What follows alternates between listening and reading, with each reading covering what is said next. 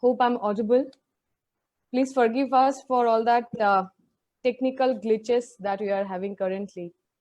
As you could see, our speaker today, Advocate Rashmita, was supposed to speak with us, but because of the power failure, currently we cannot see her on screen.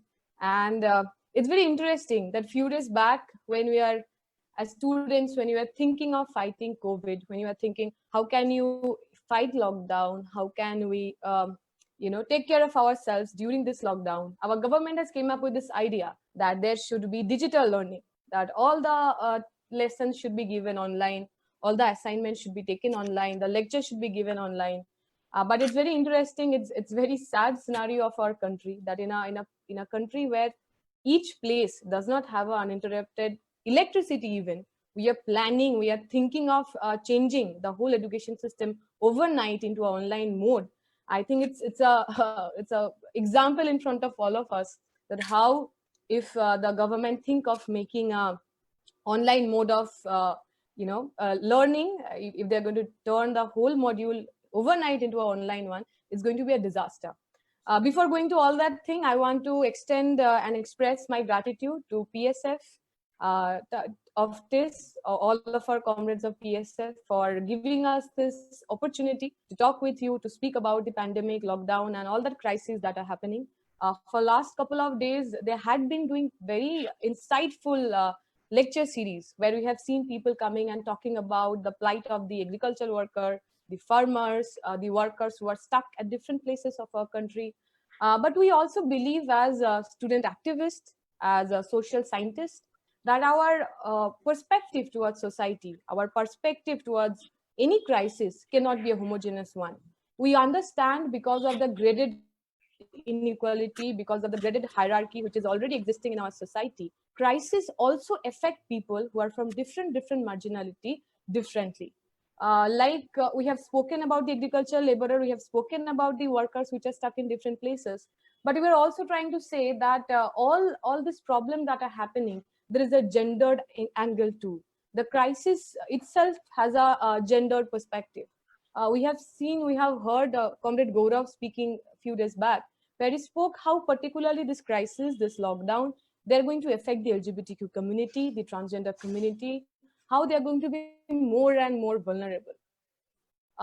Taking cue from that, today also we are going to talk about the gender perspective of this crisis. But here today we are very specific. We are talking about the women who are supposed to be almost the 50% of our total countrymen, the woman for whom we write beautiful poets, beautiful literature, the woman whom we sometimes worship, the woman whom sometimes we become their fan, we admire them when they become actress, singer, when they are associated with glamour world, etc. But women also have a different role in our society, in our family, and today we are going to talk about that. Before going to that, why as students organization, as students, we think the issue of women is going to be very important, particularly after the lockdown is over, because we from Student Federation of India, we are apprehending, we are assuming once the lockdown gets over, there is going to be a huge number of students are going to be dropouts. They're going to stop going to their school, their colleges, their university, etc. And the reason that is going to happen, because we know so many economists had predicted that there's going to be a huge job loss after the pandemic is over, after the lockdown is over. Already a lot of people who were involved in a daily earning kind of occupation, they have lost their job. So for a large number of people of our country, the working class of our country, the lower caste, the backward castes of our country, the question of survival is going to be the primary question once the lockdown is over. If there is a job loss, if the traditional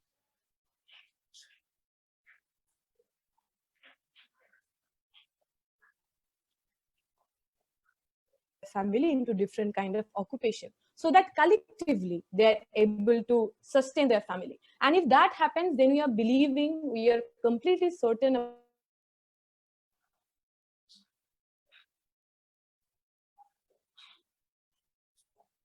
is going to be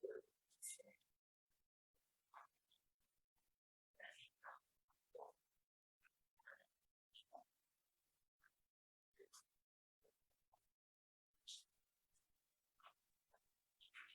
But Dipshita, your internet has interrupted. No, I don't think. Yeah, you can continue now. Yeah. There was a sound, voice breaking. Okay.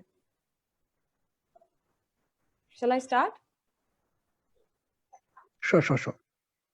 Yeah. So I'm sorry for that internet glitches that are happening. So we are believing that once after the lockdown, when families starts getting up together, when families try to find a survival strategy, a lot of people who are coming from the poorer section, a lot of people who are coming from the marginalized section, they are going to be school dropouts. They're going to go and try to find out some job with which they can support their family. We are also believing once that process happens, women, girl students who are already very less in number in education, in higher education, they're going to be the worst affected. Because we know we live in a patriarchal society. In our society, women's education had always been a luxury. It's not something which is essential. So if there is a position, if there is a situation when because of the lack of income, a family cannot afford to send all of their children to school or colleges, and if they have to prioritize between a girl and a boy, it is natural that their choice is going to be the men. So if that happens, a lot of girls are going to stop going from school, from college, or for the university. We are also apprehending that if both the adults of the family, the woman and the man, both of them start taking work outside their home, to take care of the household work, to take care of the family, to take care of the food, all the other things, women are going to be deployed. Women are going to be told that, listen, enough studies you have done. Now you sit back home and take care of all that thing what your mother was doing previously. And we believe in this way, the girls particularly are going to be worstly affected if once the lockdown is over, once the pandemic is over. And on that pretext only, we are talking today.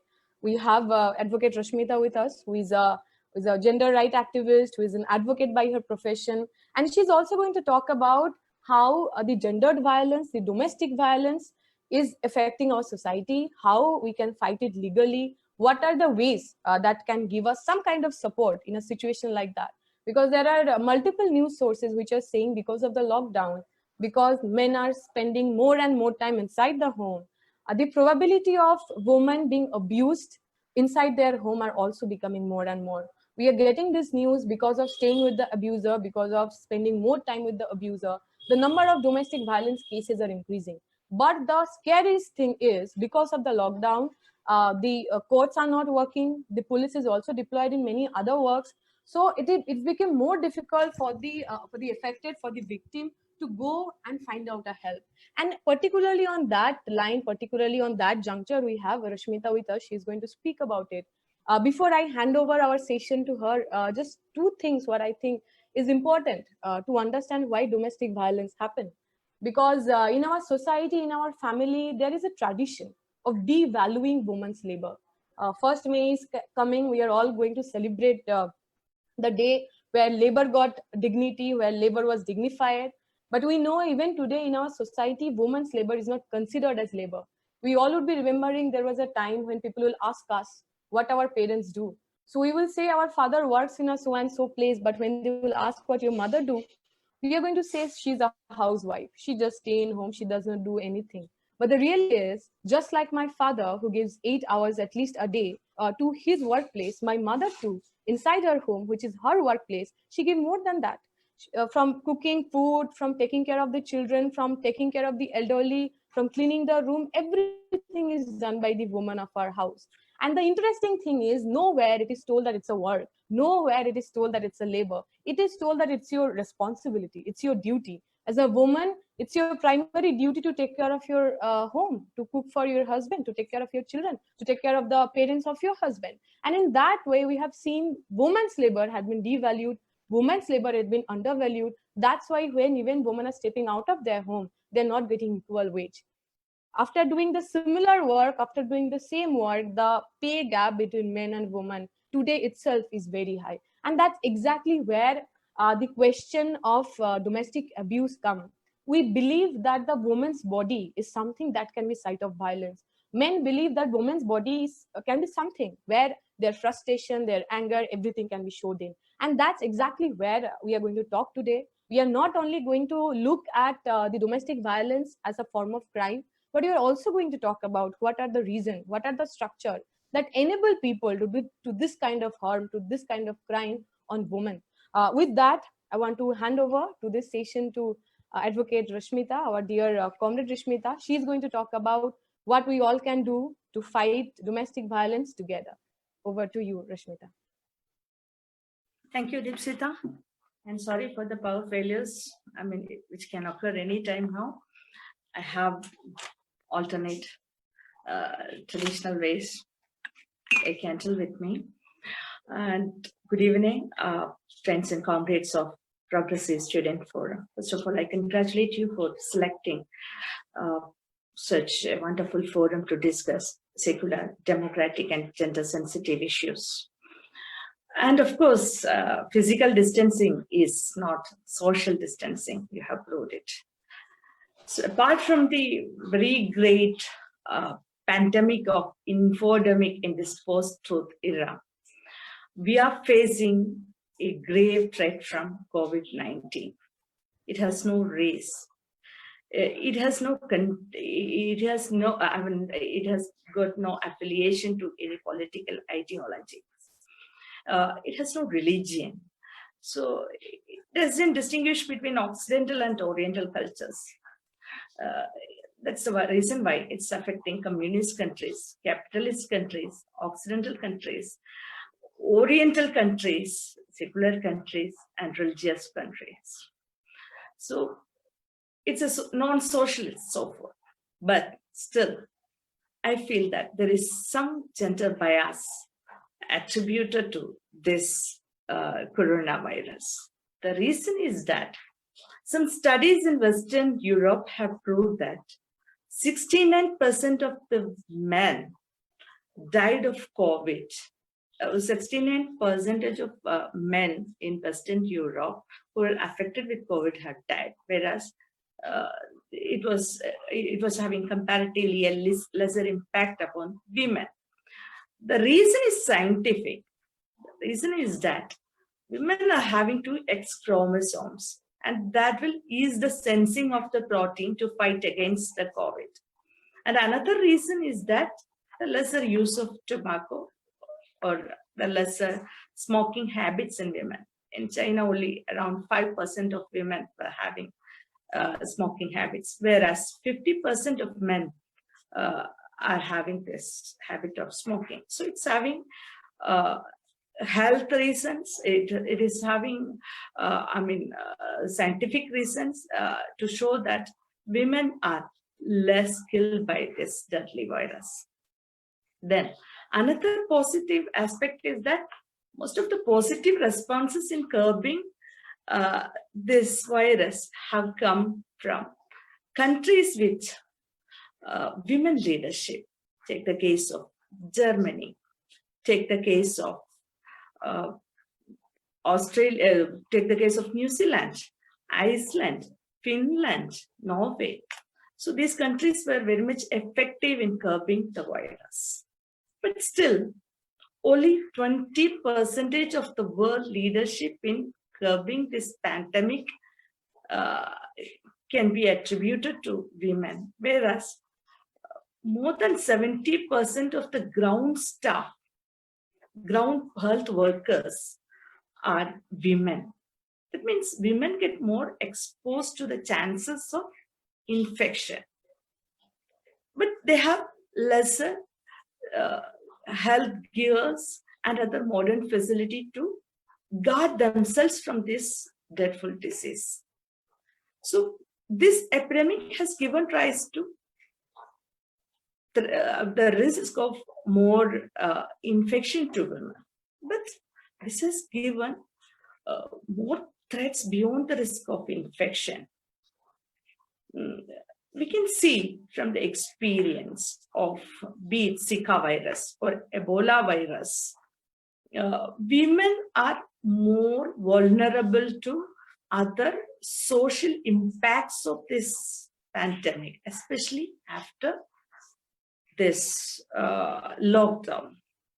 When all of a sudden lockdown was declared, a lot of women and children, girl children and transgenders got locked themselves within the households, where they had to face, they are daily facing the perpetrators of violence against them. So they fell into the clutches of the abusers who are within the house, of course, spouses, immediate and intimate relations, and other very conservative kin. So they don't have any access to the protect mechanisms or social support systems as well. So this is a precarious situation in which even United Nations got concerned about. It's the reason why United Nations General Secretary has cautioned the world to fight the pandemic of gender-based violence and COVID-19 together. What could be the reason for this surge in domestic violence? Because first of all, the reason behind any patriarchal violence, that is in India, a country where skewed wage gaps are there, where differential literacy rates are there, the historical reasons of dividing productive and reproductive labor are there. So losing the livelihood of a woman means a lot to her. That means even for her menstrual needs, monthly menstrual needs, even for her daily family planning needs, and for her inevitable maternal health issues, she has to depend upon somebody. So this shadow pandemic of gender-based violence will be made use by the abusers without any limit, as there is no hindrance to their attack. So, and apart from this, against whom she will complain? Against the spouses, mostly against the spouses, she has to complain. But in an Indian setup, generally, women are living in husband's family. After complaining against a husband, to certain helpline numbers are there. 1091 is one such number to help out women in distress. 181 is to help a woman in facing domestic violence. 100 is the immediate number to call the police. But if a woman complains to the police, the immediate effect is that continued violence and escalated violence by the family members with whom she has to survey during the entire lockdown period. No one is even sure as how long this lockdown will continue. And another thing is that school closures have increased the burden of women on domestic care. So earlier, before this lockdown, before this COVID-19, the woman, at least some of the women were supported with domestic helpers. But after the lockdown, nobody is there to assist her. If a woman has been making tea for her husband twice a day, now her burden increased a lot without any domestic assistance and without anyone to take care of her kids and without even having time to take care of her personal needs. Then travel restrictions affect the service industries and informal labor sector, where mostly women were employed. So her job, I mean, ones which were in commutable section, telecommutable sectors are non-commutable now because of the closure of service, hospitality, and informal sectors. that has stopped the complete flow of income for her. So this is a situation which the women around the world are facing now. Even the well-educated Western democracies are facing this problem. That's the reason why reports are saying that in France, there is an escalation of 33% of domestic violence case. In Australia, that's 75% increase. In India, it's double the increase. In America, the rape cases itself increased by 14%. But after the spike of COVID cases, the health sector as well as the police has turned their entire attention to curb the menace of this thing, COVID virus. Now, the prime focus area is COVID-19, and where women who have to have maternal care, pregnancy care, sexual and other psychological care are lacking access to healthcare systems. Women have totally lost their autonomy over their sexual and reproductive health. A report from Sierra Leone during the outbreak of Ebola and Zika virus have proved that the maternal mortality rate had tremendously increased during that period because the health sector has totally neglected the care to the women during those days. So the history of pandemic is like that. Be it any calamity or pandemic or what, the first sector which is going to be affected is women only, because always we are treating women as a second sex, a weaker sex, who do not want prime focus or concern over anything. So that's the reason why now the world nations are on alert. And India, until the mid of March, despite the fact that Antonio Guterres had cautioned the world nations over this issue, the judicial system has not paid any attention to this aspect of domestic violence or intimate terrorism or shadow pandemic.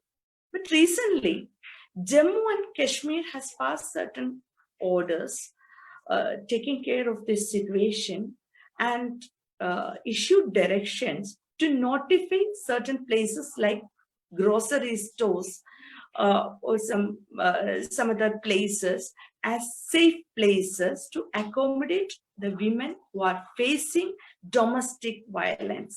Otherwise, what's the situation?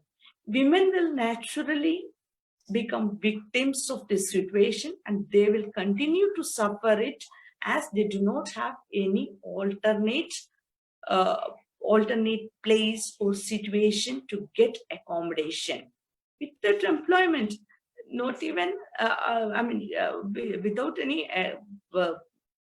without any financial resources, how can she take out an apartment or even a room on rent?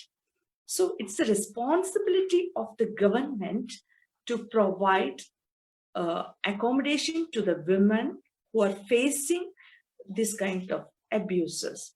And thereafter, Delhi High Court has also issued certain directions. Worldwide, such directions had come. In France, hotel rooms are set ready for the women who are suffering abuses. They have notified the certain grocery stores as pop-up counseling centers to accommodate the women. And in Spain, there is a 24/7 online service. In South Africa, apart from giving social security, the judiciary has open to give immediate protection orders to the survivors and victims. So in India, this is yet to happen. The pathetic situation is that after the lockdown, no magistrate court is having the facility to register online complaints. This is giving an extra edge to the perpetrators of violence who are in constant eye-to-eye contact and conflict with the victims to continue dominating the women if needed through violence also. But this has to change. And we cannot avoid for COVID-19 to be over to take care of the case of women. So the judiciary needs to be on alert. In metropolitan cities, the metropolitan magistrates are having the power to register the cases and to decide on it. In other places, the magistrates, the ordinary magistrate, not metropolitan magistrate, magistrates are having the power. But due to the traditional inconvenience and lack of infrastructural facilities and other technological problems and the technological lag we are facing in our judicial system, even today, there is no system to address the grievance of a woman who is facing subjugation, harassment, be it emotional, economical, psychological, or anything. So this has to be changed, because even our judicial system is very much biased towards the patriarchal domination by men.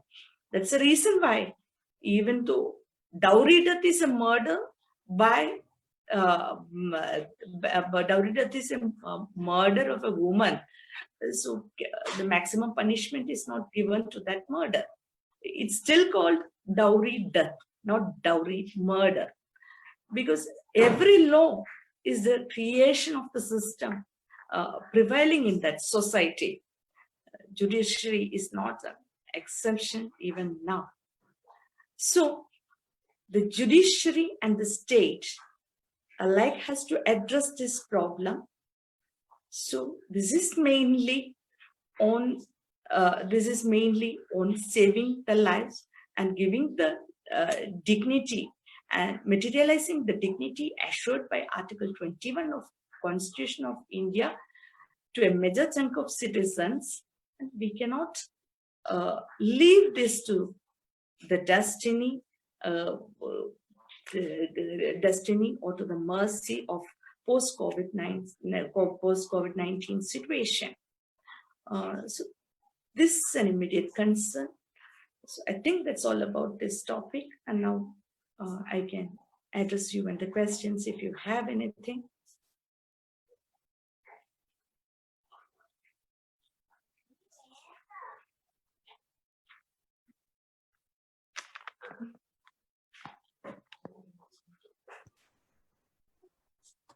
Hello.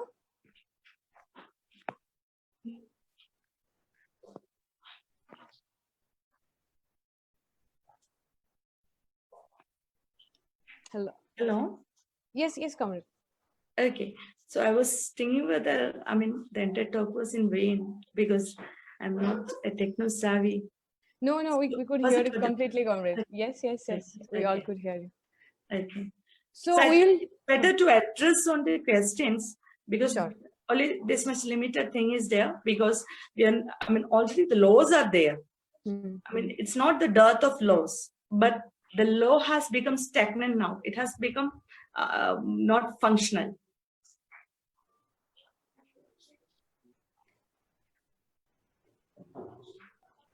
Okay. Thank you, comrade Rishmita. So now, as we were discussing earlier, that how we are going to do this is we are going to also take some questions from the audience. Whoever were able to listen to comrade, they can ask whatever query they have in and around this whole topic. But before I start taking the questions from our audience, I have a question what I would like Comrade Rashmita to answer. The thing is that what you were telling is absolutely right, that the burden on women had increased many-fold because children are not going to school for a long time. They are staying home. They need to take care of the children. Earlier, there were some affluent families or some middle class, upper middle class family who could afford the domestic help. They were also there to share the workload that the women were having. But now, due to the lockdown, the children are home, the husband is home, and also the domestic help who are sharing the burden. She's no more there. So that's why it's becoming more and more burdensome on the woman. I completely agree with the fact. But I would just like to ask your response on an incident that I just came across in Facebook. So I think this incident also is somewhere from Mumbai. So the video shows that there is a woman. She's driving the car and trying to get into her apartment, and along with her there is one woman. She was the domestic help. So once the security guard stops and say that nobody from the outside can come in because the government has come up with a lockdown notification, we cannot enter her. She was very angry. She was screaming, and she was telling that this woman needs to come because who is going to do the household work? I'm not here to wash floor. I'm not here to do my kitchen. I'm not here to cook. If if at all you are not ready to let her in, then you should arrange someone who can help us in all the household thing. I think there's a point. Of course, there is a point. But do you also not? Do you also think that even the women who are coming out and they're selling their labor inside other person's home, they're doing the domestic work only, but they're not doing it in their home, but they're selling it and they're doing it in others' home. Somehow, those women are also being exploited in a way, just because a woman got some kind of class mobility, just because that woman had some kind of self-sufficiency financially. Don't you think many a time this upper class woman also, the way they treat the lower class woman's labor, the domestic helps labor, there is also some kind of a class contradiction, because we got so many news where the domestic helps are beaten, the domestic helps are abused, because because the way the family, particularly the woman of that family, was treating them. And also there are also some this kind of setup where the domestic help herself stay in the house, they stay with the family only, and there if that person is abused during the lockdown, during the isolation, don't you think the abuse that the domestic help was having, that also can get multiplied? I mean, this is just a question. This is not a very well thought unidirectional question, but I was just loud thinking, because when I was seeing that video, I had all this thought in my mind. If you can just give us a clarity how you see on it. And another thing is that we know that there are some helplines. I heard that IDOA had started some helplines where you can call and inform if something is happening. If there are some other helplines also, or if there is some 1 2 3 4 things that we should do, that if we found ourselves to be victimized, or if we get to know someone who is getting abused, who is getting affected because of all this domestic violence, if there are some easy 1 2 3 4 steps that we should follow. This is my question. I think after that we can also go with the questions.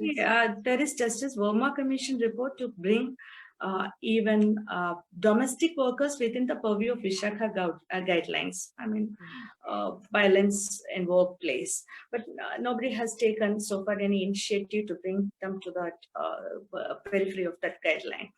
And one thing is that there should have been a domestic violence tribunal by now. The government is not taking any step for the same. And at this juncture, we must remember even domestic, the violence, workplace violence cases came in Supreme Court. How the Supreme Court had dealt it in, be it in the case of Justice Gogoi or in the case of Swatantha Kumar. So it had taken a view rather of ignoring some complaints, and in some cases they have not even attended it properly, just for the sake of making some inquiries. Some inquiries were made with the purpose of exculpating the perpetrators of such violence. So that's how Vishakha guideline works in the corridors of Supreme Court. So coming to the domestic workers, not only in India, but in countries like Philippines and all, lot of, major chunk of the domestic workers lost their entire livelihood. They don't have any security of the job. The nature of the job itself is that. But governments, this is the time governments have to start some social security measures to considering such domestic workers also. It's even though this is a class problem rather. First of all, considering the ordinary middle class and upper middle class women, they are facing the domestic violence, but they don't have that much of a problem of finding out finding out some source of food or anything. But in the lower strata, the situation is much different. Together, they have to suffer the domestic violence, and they have to suffer abuses from, they have to suffer the domestic violence, and at the very same time, they have to be worried about the some income to provide food to their family. So this is situation, and the class disparity has its impact in among the lower strata people, of course, as in any other situation. With respect to helpline numbers, I can suggest the women in distress have the governmental helpline number of 1091. And if you are suffering domestic abuse, 181 is the number. And police number, as everyone knows, it's 100. But apart from this, we have to evolve certain community-based networks to have some fiduciary impacts upon the male family members who are the perpetrators of violence in the family. The local community members will be aware, even through telecommunication. If a network is formed, the women can communicate freely to this network, so that the community in the immediate proximity will get to know about these abuses, and a community vigil can make certain curbing upon such violences. Thank you, Rashmita. So we'll go with the questions that are being put by the audience to us. Thank you for enlightening us. Thank you for outlining that even in the gender question also there is a class contradiction, there is a class question, and if at all women need to come out of all this kind of oppression that happens to her, let it be domestic violence, let it be considering her as a secondary citizen, women, irrespective of their class, needs to come together. Women needs to be each other's support. Thank you for outlining that, because I think it is essential. It's very important that when we try to think of a gender just society, we also try to look into the intersectionalities that actually stops us from getting a better world. So I'll now directly come to all the questions that we have got. The first question we got is from Maitri. Maitri is asking, health workers like nurses are usually women. What are the challenges that they would face that would be unique to them in the time of pandemic? So you can answer the question when your answer is over. I can come with the second question. And when I talked to some of the health workers in Delhi and Bombay, I came to know that even in America, the health workers were working in the ground were telling that they are even segregated, and there is a differentiation in giving quality healthcare to women workers. So most of them are not even having enough health cares or other protective mechanisms. Another thing is that they are working around the clock in the hospitals, so they're extra hours in the hospitals. So after reaching home also, they have enough work. Apart from the risk of getting infected, they don't get enough rest. As when they reach home, they have to do the household chores. And even in this COVID fighting situation, most of the household works are reserved for women only. So this kind of a situation, lack of rest, lack of access to health for even health workers is a grave problem, which nobody, even central government has not addressed. Even in, there has been urge from certain states to purchase the protective gears and all during the outbreak of COVID in other countries. That time the central government has discouraged the states from purchase, the health being a state subject, the central government has discouraged the states from purchasing it on their own. So I think a petition with respect to the same is pending before the Supreme Court now. So such kind of challenges are there because of the recent years. We have seen that our state has been spending much on defense than on the health sector. That has weakened the entire health sector in fighting against this pandemic. So I think the state will learn new lessons.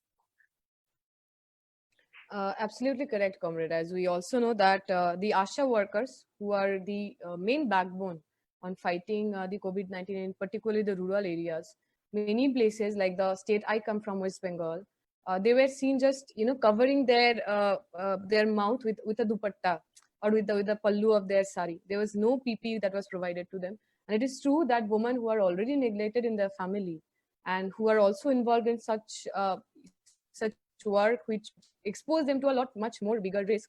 It is true that women health itself became endangered. The second question that we have is from Jishnu Das. He is asking, I would rather see housework bring equally divided in the family rather than valuing putting a monetary value to it.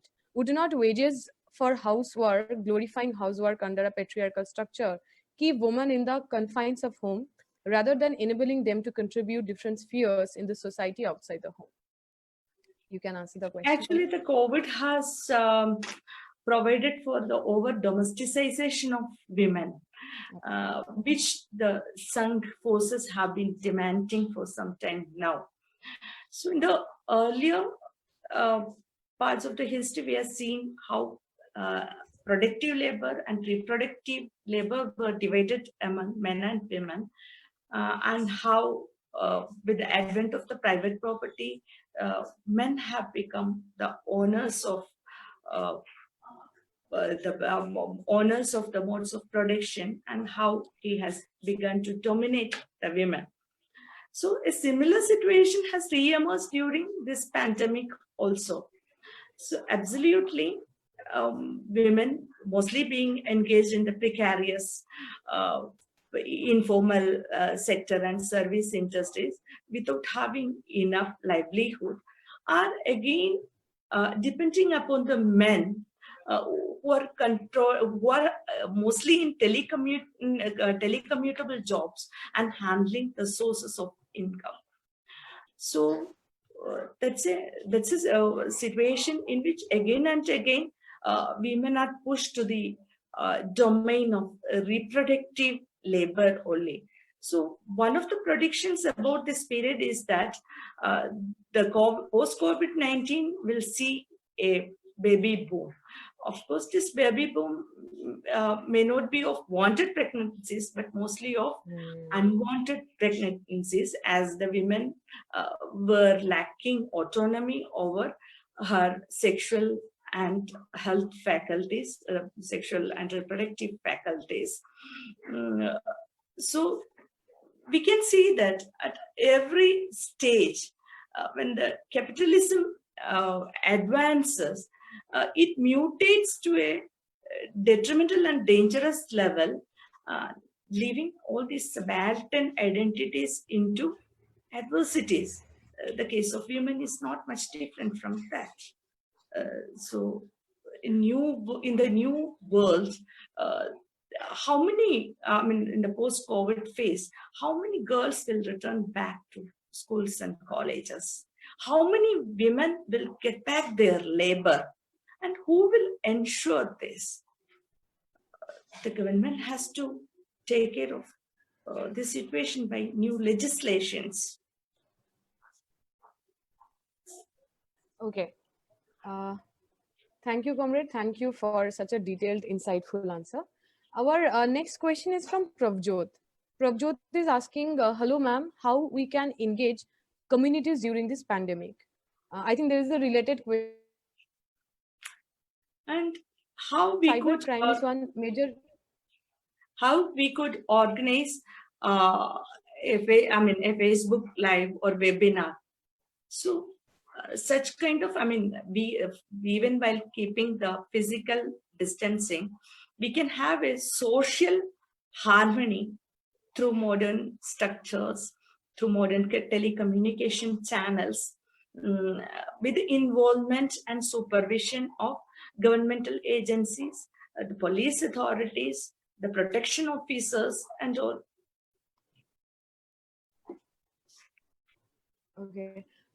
Comrade, the next question is Article 20 and 21 can't be dissolved during even emergency. It seems basic doctrine of fundamental rights are violated due to sudden impose of lockdown. What is your point of view in this context? But due procedure and right to life cannot be undone even during emergency. Those the days in which it was done was A.K. Gopalan's case was decided, and now the trend has changed. And right to life cannot be compromised during this period. That's the reason why even the cases on data privacy is getting momentum during the spread of COVID. So you would have seen a recent case handled by Kerala High Court with respect to data privacy and all. So there is nothing like, going into a situation, ignoring Article 21 and due procedure ensured in Article 20. Okay, Comrade, the next question. But the trend is that with the spread of this disease, we can see that unlimited power is vested with the police, and we are making this country into a police state. The police handling a lot of issues than they are expected to do in the in the guise of keeping law. In the guise of discouraging the violators of lockdown, they are making uninvited interventions into the liberty of the citizens. That is an uninvited thing, and that is to be cautioned. That's to be discouraged by the government. As you rightly pointed out about this, our country becoming a police state, we have also seen that many activists were very vocal against the NRC CAA protest. Many of them have been arrested. Many of them have been falsely accused. Today also one comrade from Delhi University, her phone is seized. And it is told that, they're doing investigation in Delhi riot. And the interesting thing, all those people who are seen giving communal speeches, who are giving provocative speeches, who were from BJP, most of them are roaming free. So you're absolutely right in pointing out that the government, the state somehow has taken the advantage of this whole lockdown situation and actually imposing a police state kind of mechanism on us. With that, I'll come with our next question, which is put by Bhavya, who asked that since cyber crime is one major crime against women, how do we address it in this situation? Along with that, there is another question which I found similar by Garima, who asked how to deal with the verbal abuse at home. Actually, the verbal abuses insulting the dignity of the women can be tackled under Section 354 of IPC. And with respect to the cyber crimes, through digital modes, we can make a complaint to the jurisdictional police station and cyber cell, because even voyeurism or stalking are crimes if unpleasant and unwarranted following up of persons are there. You can definitely complain to the police. Post 2013, certain amendments were made in Criminal Procedure Code as well as in Indian Penal Code, and in which such measures are also well taken care of. It's not the lack of laws to deal with the situation, but the lack of will on the part of the authorities to give effect to the law that has caused problems in the society. Comrade, our next question is, ASHA workers are women in the front line who provide nutrition and primary access to healthcare. What are the challenges that they would face as women who themselves might be prone to GBV, while at the same time responsible for the primary healthcare for other women and children? What can be done in this regard? First of all, the risk they're facing is the risk of infection without sufficient protective methods and all, because ASHA workers are always working in the ground level, and the lack of infrastructural facilities, the facilities to commute, etc., have created a lot of this problems to these people. So I don't think that ASHA workers in particular had faced any problems other than this. I mean, the women as a class is of course facing problems during pandemic, but the problems of ASHA workers is related to the lack of facilities in the health sector only. Comrade, our next question, which is also related to it, is how to articulate this in rural scenario. Precisely what could be the innovative and effective ways of advocacy in villages? That's a very important thing, because on how many women in our society are having the facilities and know how to lodge online complaints. In rural sector, it's very low, because earlier there were Akshaya centers and all to provide such assistance to the village woman, but with the lockdown, such facilities are not there. So there assumes the importance of the community network and all, with the supervision of protective officers and police women self.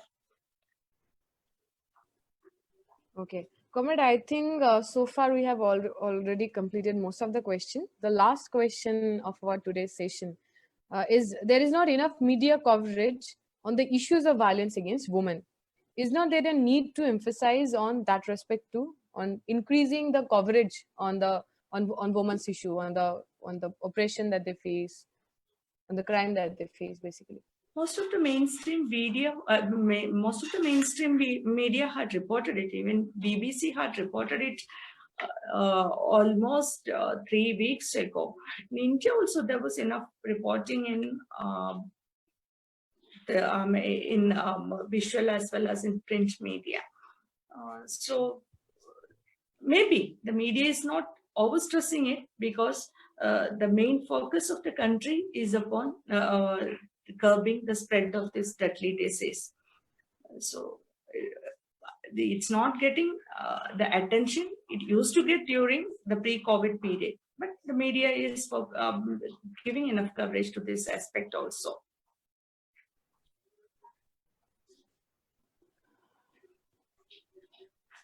Okay, Comrade, I think we have almost completed all of our questions.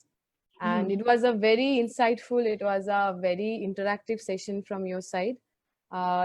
Today, when as women who got some kind of mobility as individuals, where we have that, that the platform that we can come out, we have our own profession, we are following our own passions, and we have that space that we can come and talk as women, for the woman. I think it's a responsibility for all of us who are in a little bit better situation than most of the women in our country are, to take up their issue, to speak about them. Because as you are rightly pointing out, woman issue cannot be seen only in isolation. You cannot stop domestic violence only by implementing law, putting the infiltrators or the attackers or the abusers into the jail. You also have to look into why all those abuses happen, why gendered crimes happen, and somehow we have to primarily address the inequality of resources, the inequality of power that the men and women enjoy. It is very essential that we have to understand, we have to give dignity to the labor that the women do. We have to accept that women are also as individual being as the men are, because we know we are run and ruled by a government who primarily believes in Manusmriti, who believe that women cannot have an agency, women cannot have an idea of her own. Woman is to be always guided by a male counterpart, let it be his husband, let it be his father, or even the son. So in a situation, in a country, the Indian, the so-called the traditional Indian society, our culture has patriarchy ingrained in it. From childhood only, our men and women are taught to behave differently. We teach our men that it's okay to be rude to women. It's okay to hit women. It is okay to believe that women are lesser than them. And there are multiple instances, there are multiple examples inside our household, the movies that we see, how women are portrayed there, in our home, how we see our mothers, our grandmothers, our sister being treated. Once we are out, how we see the woman being treated by the passerbys, how they are teased, how they are molested, the incidents of rape, and most importantly, how a vocal woman, a woman who speak for her right, a woman who speak for the community, how they are vilified, how they are slut shamed, how women's appearance, what they're going to wear, how they're going to speak, what will be the volume of their voice, everything. Somehow we have made it so difficult for Yes, women it's to attitude pass. embedded in the society. And remember, 43 women were raped in a sequence in Uttar Pradesh. Imagine a situation in which 10 cows were attacked in that state. The situation would have been different. The law would have been much more alert. Because in Rajasthan, I have seen Goraksha Chowki. I mean, the police stations to protect the cows. And I have never seen a police station there to protect women. This is the basic patriarchal attitude in India. Where we value cows more than the human life, where a cow's life is more Cow is important than a having more woman's value life. in India than women. That's a societal attitude that, I mean, we don't have to care for women. Woman is only for reproduction and to assist in household chores to facilitate the lives of men. That attitude has to go first. It's not the dearth of laws, but the dearth of correct attitude.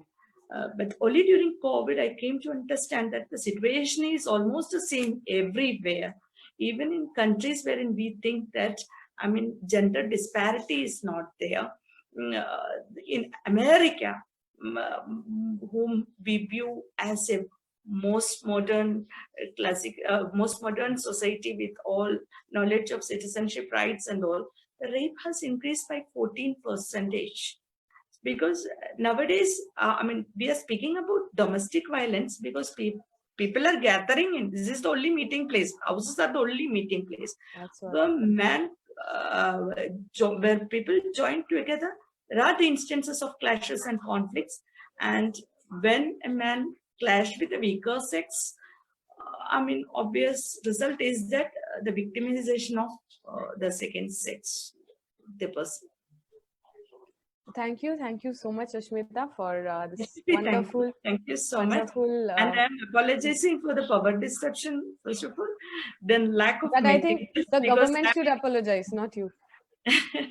and because in quarantine I'm without any books and study materials, and of course, as you've seen the kind of power supply here, so you can imagine how much I'm connected to the outside world through I mean TV and other facilities also. So thank you for inviting me. Thank you. Thank you so much, Ashmita. I think that we are going to finish. We're going to conclude our today's session. It was a very insightful, it was a very detailed session from our dear comrade Rashmita, who has spoken in detail on not only how to fight gendered abuse, domestic abuse legally, but also what are the changes that we should start having in ourselves, among ourselves. And I will end our today's session, I'll conclude our today's session by saying that it is very essential that we as individuals who are part of a family, we start recognizing the very subtle violence that happens in our society, in our homes to be particular. We see that even in a family, when there is a girl and a boy as children, if there is some household work that needs to be done, our parents told to both the girl and boy that household work is something which is a girl's responsibility. and men are primarily not trained to do any of the household work. They are not trained to take care of themselves. They're not trained to cook. They're not trained to wash clothes. And I think this is a very subtle but yet a very concrete way how with division of labor from the childhood you create two kind of community. One community who believes that getting services, getting cared is their right just because they're men, and we raise a batch of people, a group of people, a community who believes just because of the gender that they're born in, just because of the sexual orientation they might be having, it is their duty or their responsibility to take care of the male counterpart. I think all of us who were part of this discussion, let us start with this small thing. Let us first identify how this subtle patriarchy, how this normalized patriarchy is there around us. Let us start with changing them. Let us start with challenging them, questioning them. It's an age-old structure. It is not going to vanish in one day, but somebody needs to start. Someday it needs to be started. And I think this is the day. Let us all pledge that the Labor Day is coming, May 1st is coming. Let us all pledge on that day for all those martyrs who have given their lives to ensure the dignity of labor. Let us also start our charity from home. Let us also start our revolution from home. And with that, I want to conclude our session. Thank you so much for all our audience. Thank you so much to our beloved comrade for joining us. Shukriya, Inqilab Zindabad. Thank you, PSF, for organizing this wonderful session. Thank you. Thank you, both of you, for joining us today. First of all, we would like to thank Comrade Rashmita Ramachandran for joining and delivering the lecture, and also Dipshita for joining us in a short notice. Thank you, both of you. And thank you all those who joined the lecture and asked questions. And we would like to thank everyone once again. And also, we would like to make an announcement. We have our next session tomorrow with world-renowned Marxist economist, Professor Michael Roberts will be talking to us, maybe first time in an Indian platform, which was scheduled before, but we had to postpone it due to some technical emergencies which happened. So Michael Roberts will be coming online on PSF page tomorrow. Professor T. Jayaraman will be chairing the session. We would like to invite all of you to come again and join tomorrow. Thank you, both of you, once again. Thank you.